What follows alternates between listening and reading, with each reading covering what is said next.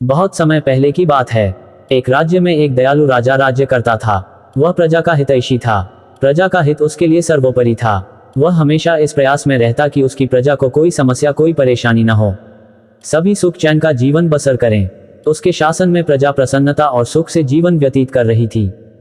राजा प्रायः वेश बदलकर राज्य भ्रमण पर निकलता और प्रजा की स्थिति के बारे में पता करता। यदि उसे पता चलता कि प्रजा किसी प्रकार के कष्ट में है, तो वह उन कष्टों को दूर करने का प्रयास करता। एक बार वह इसी प्रकार वेश बदलकर राज्य भ्रमण पर निकला।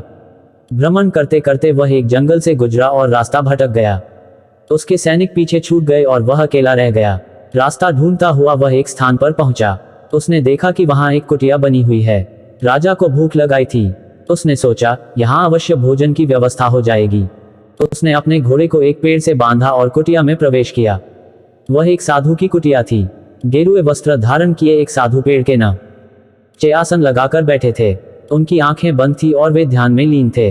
राजा ने देखा कि उस स्थान का वातावरण बहुत ही सुंदर है।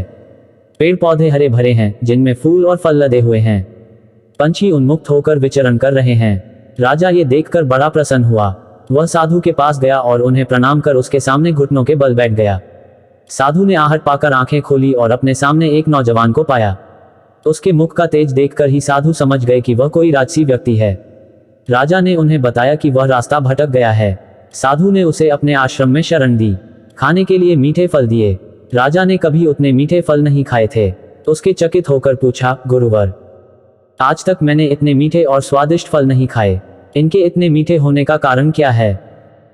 साधु ने कहा, इस राज्य का राजा अत्यंत दयालु और न्यायप्रिय है, इसलिए ये फल इतने मीठे हैं।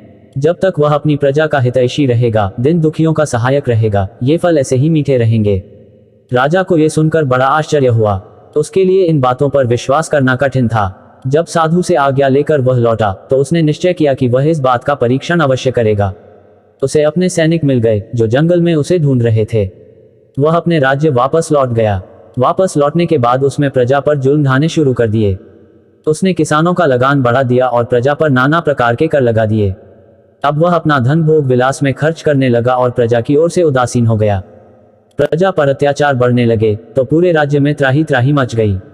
कुछ दिनों बाद राजा फिर जंगल में उसी साधु की कुटिया में पहुंचा। इस बार उसने देखा कि वहां का वातावरण भिन्न है। पेड़ पौधे सूख चुके हैं, फूल मुरझा गए हैं, फल सड़ चुके हैं। ये देखकर वह चकित रह गया। वह साधु के पास गया और उसे प्रणाम किया। साधु ने उसे खाने के लिए फल दिए।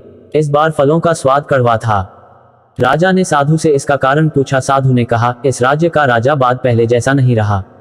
उसे प्रजा के हित का कोई ख्याल नहीं है। वह प्रजा पर अत्याचार करने लगा है। उसके प्रति प्रजा के मन में कड़वाहट बस गई है, इसलिए इन फलों का स्वाद कड़वा है। राजा साधु की कुटिया से अपने राज्य लौट आया। उसे साधु की बात समझ आ गई थी। अगले दिन से वह फिर से अपनी प्रजा का ध्यान रखने लगा। उसके बदलते ही फिर से प्रकृति ने अपना रंग बदला और हरी भरी हो गई। जैसा कर्म करोगे वैसा ही फल मिलेगा। यदि अच्छे कर्म करोगे तो अच्छा फल मिलेगा, बुरे कर्म करोगे तो बुरा। यदि हम किसी को कड़वाहट देंगे तो बदले में हमारे जीवन में भी कड़वाहट घुल जाएगी। इसलिए हमेशा सबका भला करें। आशा है आपको पसंद आई होगी। ऐसी ही